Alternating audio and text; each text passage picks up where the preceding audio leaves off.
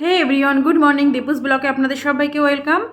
আর আজকে সকাল সকাল কাজে লেগে পড়েছি, যেহেতু আজকে আমাদের বাড়িতে গেস্ট আসবে। তো চলো, একটু কাজের তাড়াও আছে, তো চলো তো ঝটপট কাজগুলো করে নিই।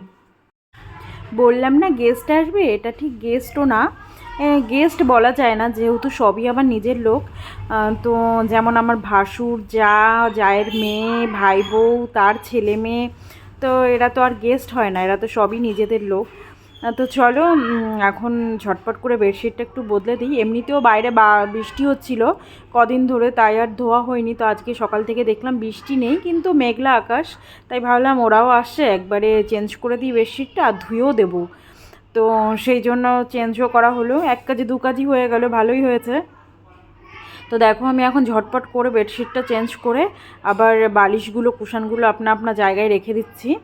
আর বেডরুমের সবথেকে বেস্ট পার্ট হচ্ছে বেডটা সুন্দর করে পরিপাটি করে রাখলে আমার মনে হয় অর্ধেক কাজ হয়ে গেছে, আর ঘরে ঢুকলেও একটু ফ্রেশ লাগে। আর এখন চলে যাচ্ছি একটু ড্রেসিং টেবিল আর আলমারিটা একটু মুছবো।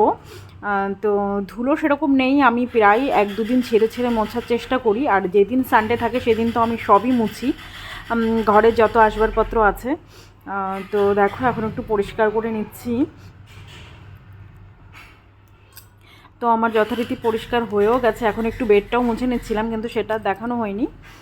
আর এবার একটু ঘরটাও ঝাড়ু লাগিয়ে নেব, যেহেতু বেড পরিষ্কার করলাম, ড্রেসিং টেবিল আলমারি পরিষ্কার করলাম। অবশ্যই ঘরে আমি একবার আগে ঝাড়ু দিয়ে দিয়েছি, কিন্তু এগুলো পরিষ্কার করলাম তো তারপরেও আমার কেমন একটা বালি বালি লাগছিল, তো তাই একটুখানি ঝাড়ু দিয়ে নিলাম। তাহলে আমার অনেক আগেই ঝাড়ু দেওয়া হয়ে গেছিলো, যেহেতু আমার মেয়ে স্কুলে গেছে, ব্রেকফাস্ট করে দিয়েছি সকালবেলা। যেহেতু 6টার সময় আমি উঠে 6টার সময় উঠেই একদম প্রথমেই কাজ করি আমি, ঘর ঝাড় দিই। ঘরটার ঝাড় দিয়ে একবারে উপর থেকে একদম নিচের গেট পর্যন্ত ঝাড়ু লাগিয়ে আসি। তারপরে যা যা আর কি কাজ থাকে, তো আমার সেই সব কাজ হয়ে গেছিলো, কিন্তু পরে আবার ফোন করে ওরা বললো এখন আসছি আমরা, তাই আবার দুবারা করে করছিলাম। তো দেখো এখানে ব্রেকফাস্টের কিছু বাসন ছিল, এখন সেইগুলো একটু মেজে নিচ্ছি। আর এই সাইডে মতলব ব্যাকগ্রাউন্ডে একটু শোর হচ্ছে, যেহেতু আমি বিকালবেলা এডিট করতে বসেছি, তো বাইরে আশেপাশে ছেলেমেয়েরা খেলছে, তাই একটু আওয়াজ আসছে, হয়তো একটু ম্যানেজ করে নিও। তো দেখো আমার বাসনগুলোও মাজা হয়ে গেছে, এখন চলে এসেছি যে জামা কাপড়গুলো বেডশিটগুলো পাল্টেছিলাম সেগুলো ধোবো, আর কিছু মেয়ের জামা কাপড়ও ছিল স্কুল ড্রেস, তো সেগুলোও একটু ধোবো।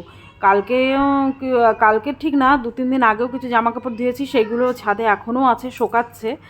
মানে প্রতিদিন সকালবেলা আমি নেড়ে দিই আর রাত্রেবেলা তুলে নিয়ে আসি, তারপরেও শোকায় না। দেখো সেই জামা কাপড়গুলো আগে থেকেই দেওয়া আছে ছাদে।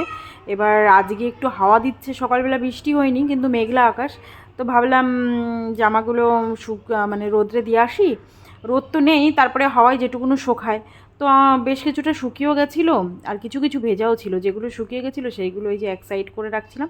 এখন নতুন যেগুলো আজকে ধুয়েছি সেগুলোই আবার নাড়বো, জানি না এগুলো কতদিনে শোকাবে। তো দিনে 10বার করে ছাদে আসতে হয় উল্টে পাল্টে দেওয়ার জন্য।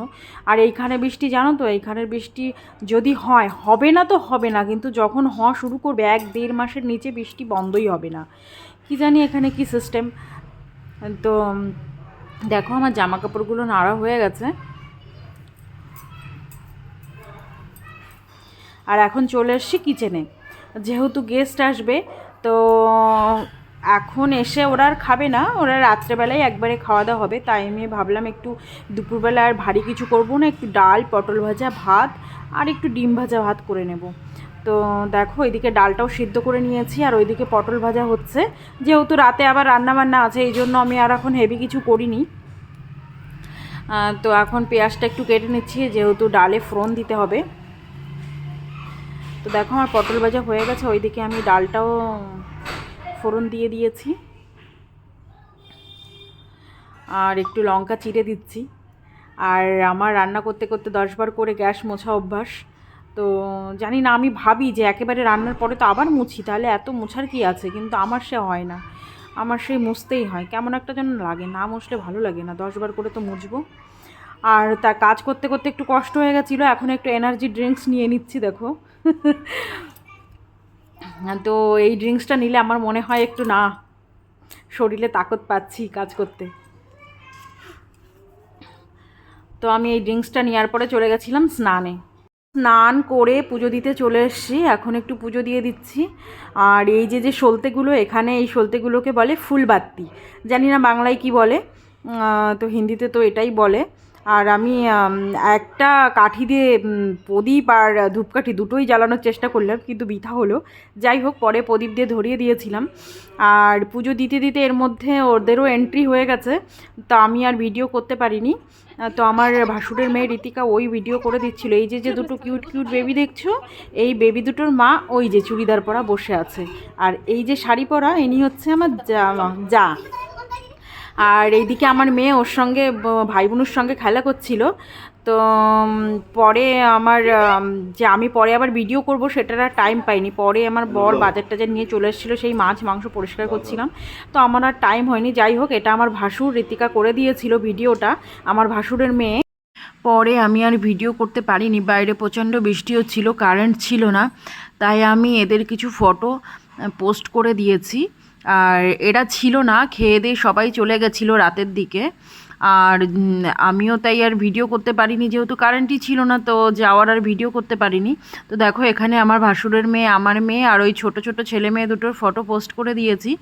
যদি ভিডিওটা ভালো লেগে থাকে লাইক কমেন্ট শেয়ার করবেন, চ্যানেলটি সাবস্ক্রাইব করে পাশে থাকবেন। আজকের মতো টাটা, দেখা হবে নেক্সট কোনো ভিডিওয়।